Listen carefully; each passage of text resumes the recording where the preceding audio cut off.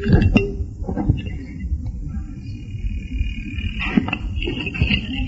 in some kind of apparently spiritual activities which gives them a comfortable feeling that actually now I'm a very spiritual person. But unless we give them the teachings by which they can give up all their material attachments and actually surrender to Krishna, then it's just another form of cheating. And even teaching Krishna consciousness, even the whole process may be there. Putting on tilak, following principles, chanting 16 rounds of something, which may resemble the Hare Krishna mantra. But unless there's a very clear understanding that we have no relationship with this material world, nothing to do with it, we are only related to Krishna, and Krishna is the Supreme Personality of Godhead who is related to this material world.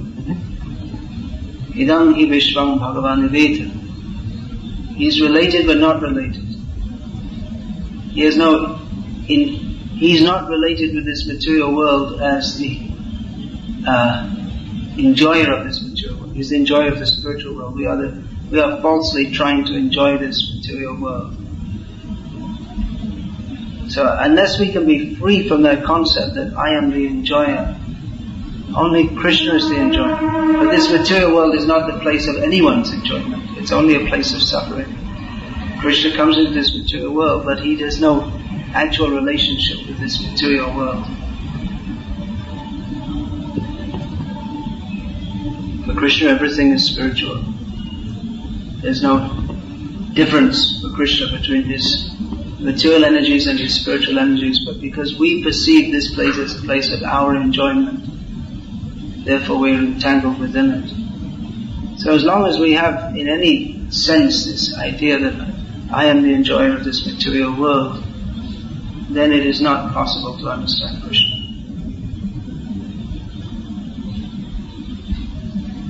So it's very much required that we ourselves cultivate this understanding and teach that to others also, that we are not the enjoyers of this material world. We have no relationship with this material world. Superficially, we may have. For some time, we have certain roles. Someone is a brahmachari, someone is a sannyasi, someone is a grihastha. These are artificial roles within this material world. But our real relationship is with Krishna.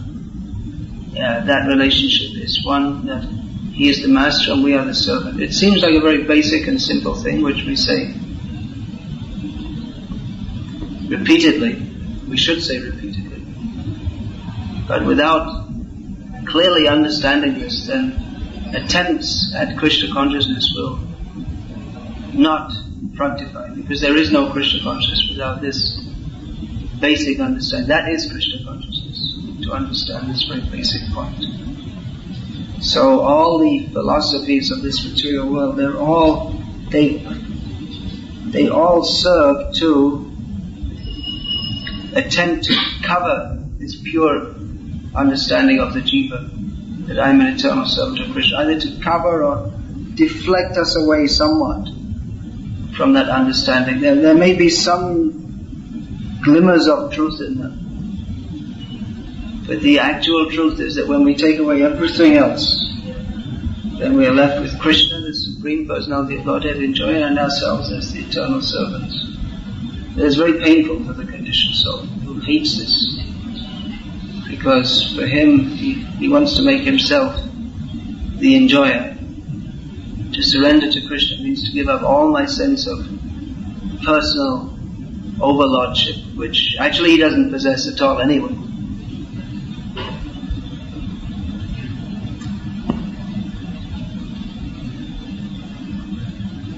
So, this in particular I've been imbibing, and for 2 months I was particularly studying teachings of Bhaktisiddhanta Saraswati Thakur. And it is no different to the teachings of our own Srila Prabhupada, A.C. Bhaktivedanta Swami Prabhupada, but no, it's not different actually. It's the same thing. But particularly this point I picked up, that he was constantly stressing on this and cutting away at all the wrong philosophies, showing what are the defects in that. Just making it clear in so many ways that we are not it is not a philosophically sustainable position, that we are the enjoyers of this material world, or that we're enjoyers of anything. Even Krishna consciousness is not really for our enjoyment. We tell people, chant Hare Krishna and be happy, but what is that happiness? That happiness comes when we give up trying to enjoy Krishna. If we think Krishna is the object even of my spiritual enjoyment, then that is also a mistake, because we are the objects of his enjoyment. Not that I will chant Hare Krishna, then I'll become happy. That's true, but if we think I shall chant Hare Krishna for my happiness, then it's also a misunderstanding. He himself said, Bhaktisiddhanta Saraswati Thakur, that my whole message, everything I have to say, is just based on this Drishya Darshan. That who is the seer, who is the object of seeing? This understanding. Who is the enjoyer, who is the object of enjoyment? Just this simple point. He said the essence of everything I have to say is based on this simple understanding. To understand who is the seer, who is the seen, who is the enjoyer, who is the enjoyed. He said, but hardly anyone could understand this. Such a simple point, but very difficult for us to understand. We have to turn around, because now we're in the opposite consciousness. Vayam dvitiya viniveshita syat ishada petasya viparyasmi. We're in the viparyasmi, we're in the other opposite consciousness, due to neglecting Isha. Krishna here is described as the supreme controller. Because of neglecting his overlordship, we're in opposite consciousness. Therefore we think Ishvara Aham Bhogi. These two concepts, this synopsis of the material consciousness. I am the controller, I am the enjoyer. But simply to understand that Krishna is Ishvara, Krishna is Bhogi. That is actual spiritual life. And anything else going on the name of spiritual or service or bhakti, without this understanding, it's hollow and empty. It doesn't actually reach to Krishna. So that's it. That's the simple fact. That's all we have to know. Chief Krishna Das, Vishas Kor Lekha or Dukha. That's all. Simple point. But how much unlimited philosophy is there to explain this simple point? Because we have so many misconceptions. It is misunderstood and misexplained in so many different ways. The jivas are given by Maya so much intelligence how to forget Krishna. So many intelligent explanations. They forgive. But it's all Maya aparita jnana. This knowledge covered by Maya. So, therefore, as we were being informed in the temple of Kodandarama, that we have to go through the gurus and acharyas and devotees. Otherwise, even studying Shastra without that guidance, we won't find Krishna.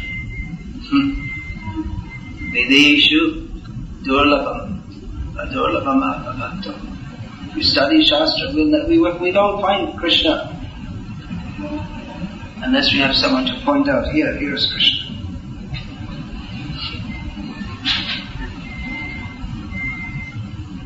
Or we'll see. Even if we have some general idea, we'll be misled by studying Shastra. Shastra is not meant to be only read. We're supposed to be guided in our study. That's how it's set up, because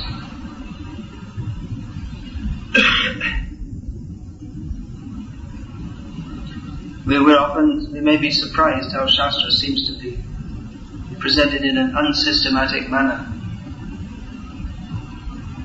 If we find modern textbooks, we'll find it's very systematic. Shastra doesn't appear to be so systematic. It goes from one topic to another topic. If something will be discussed here, and then in another section it'll be discussed a little bit more like this. Well, there's a reason for that also. Naham prakasha savasya yogamaya samavrita buddha yanda vijanati lokamamachanavya. Krishna doesn't reveal himself. He doesn't. Krishna is not an object of academic knowledge. That now you can go and you can study and oh yes, now I understood Shastra. Not like that. Rather, yasya devi parabhati yatha devi tatha gurau tasyate katata yartha prakashanti mahatma. Those who have passed the test, those who have got the qualification, not academic qualification, but qualification of seva and shraddha, then they can be blessed to understand.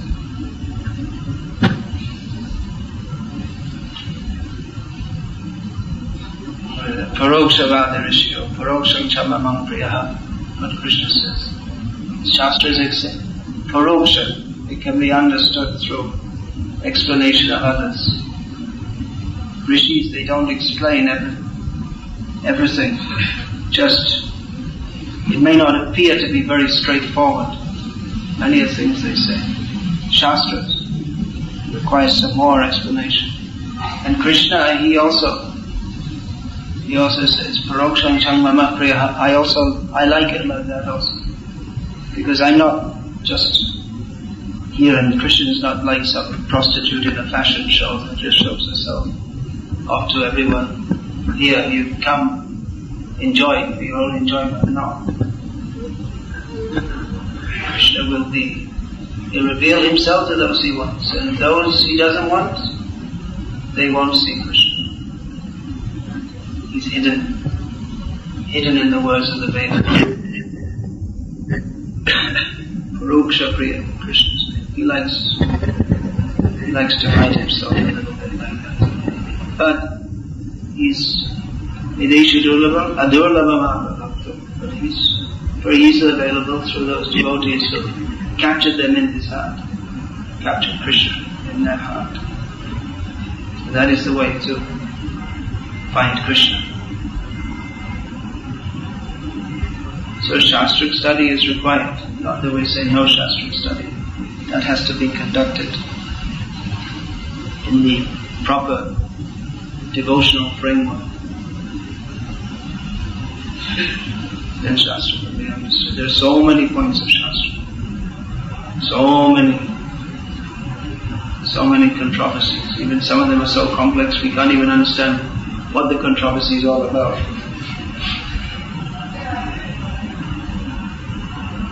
But at the end of it, we have to find Krishna. And if we find Krishna, then our Shastric study is perfect. And if we don't find Krishna, then it's all useless. Aradito yadi haristaka sakrataki. Naradito yadi haristaka. Whatever we do, if we find Krishna, everything is perfect. No need to do anything else. If we don't find Krishna, then what's the use of doing anything else anyway?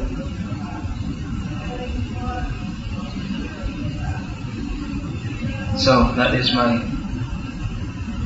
lecture to the assembled people here today. Want to say something? give a Tamil lecture. I didn't hear you speak in Tamil. Come here.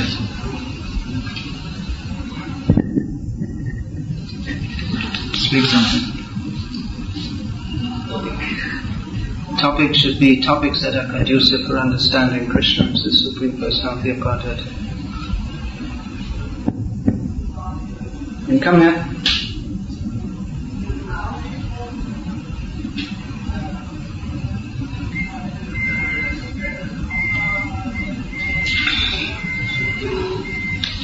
This may not be the last time I have you do this. I hope many times. I very much wanted the Western devotees coming here tonight. Not just speak, not just they can go to the market and buy subjects, not that. But they should speak about Krishna. So please do so. Whereas you can give some terms in which to speak genetics. You should speak. Just any time you should be ready to speak about Krishna. Bhaja Krishna, follow Krishna, gao Krishna now, Krishna vina keva kincha ananda dhamma. Bhaja Krishna, worship Krishna, follow Krishna, chant the name of Krishna, gao Krishna, sing the names of Krishna. Apart from the subject of Krishna, no one should speak anything else. If you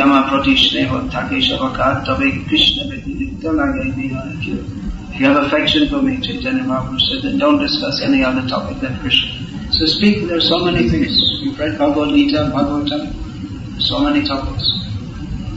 You speak, what is your understanding of chanting the name of Krishna? What is your understanding of serving Guru? Now you're serving Guru by speaking Harikatha in Tamil.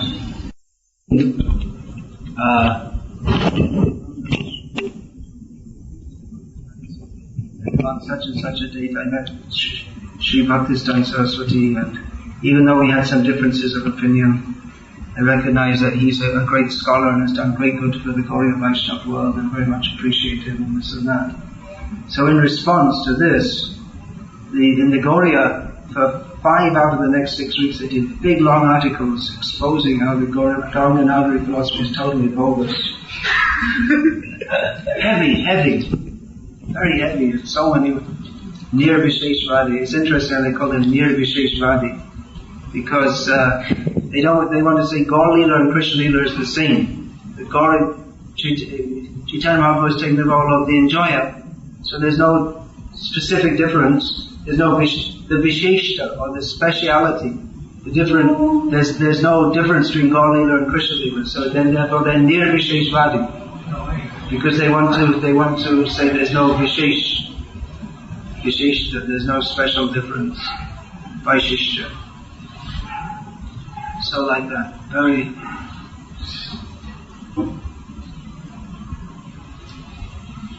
very heavy. And then one time that Siddhanti Maharaj, who was at that time, his name was he was especially very, very outspoken brahmachari. He would just go every year and tell, inviting meetings of people who are all dedicated to one particular guru or something, and just tell this person is completely focused. And many times they just escape beatings and all this kind of thing. For Pakistan, he was very pleased with that. People, his own disciples would complain and say, no, it's very good. What you good about Mother Chaitanya second attack? Yeah, with the Vedanta or something. The Vedanta Maharishi. Yeah, he's following up. Oh, that was so good. Yeah, great, do it more and more. This we should do. Otherwise everything becomes useless. Then it becomes the Hare Krishna Old Women's Croquet Club. Old Women's Tea Party. Croquet, you know what that is? You don't know. Play. It's a game they play. Old people play it. It's like they have this stick and they hit a ball and they walk very slowly. It's a very gentle game for very old, usually old people play it. So be polite, be nice. Just collect more and more followers who are not really committed to Krishna. They're just thinking they'll get some material benefit, and they all fight amongst each other anyway. Better we fight with the karmas, with wrong ideas. Yeah, I'm all for it. Don't compromise. One who compromises is finished. There's some really great, in this Bhakti book, there's some really very wonderful leelas like this. How he wouldn't compromise. His life was threatened. He upset people so much. They're saying don't upset people, but our tradition is we upset people so much. Just like here also, Ramanujacharya, he had to leave this whole area. You could say it spoiled his preaching. His preaching was spoiled so badly he had to leave, but he'd rather that there's no reason, there's no meaning to preaching unless we speak the truth. So he left. His message stayed. His message is going on. Yeah, this is all useless, this compromising. Public ko khush karo, make the public happy. Better public ko naraz karo. And that word in Tamil also? Naraz? Make them upset. Disturb them.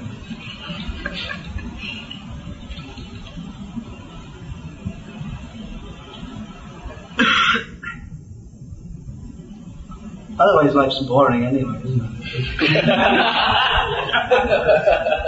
There's no fighting. It's just like asking Arjuna to be Brihanala. He can fight, but then he has to become a dancing instructor. So we have the weapons our acharyas have given, and instead we'll become Brihanala. Arjuna should be Arjuna. He's given his weapons not to become Brihanala, so he can fight against the Kauravas and so many others also. He was trained for that. So then we should all just become Brihanala. Then why did Prabhupada give us all these books? What are they teaching us? Actually, this Bhakti Shastri course, anyone who comes out of that should be a soldier, not a dancing instructor. Dancing instructor means Chaitanya Mahaprabhu's Sankirtan. But to take Shastra means we're taking Astra for fighting. Prabhupada's books are definitely like that. So, if after completing the Bhakti Shastri course you're not ready to go and fight with all the wrong ideas, then what is the point anyway of studying all this? What did we understand? Naturally, if we read Prabhupada's books, we definitely want to fight with all of Maya. Otherwise, we didn't read them. We didn't do it. How can you read Prabhupada's books and not want to fight with Maya?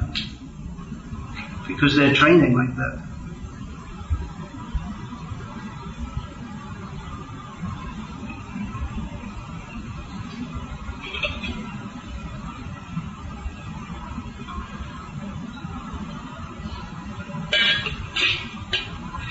Okay, I'm gonna go make a phone call.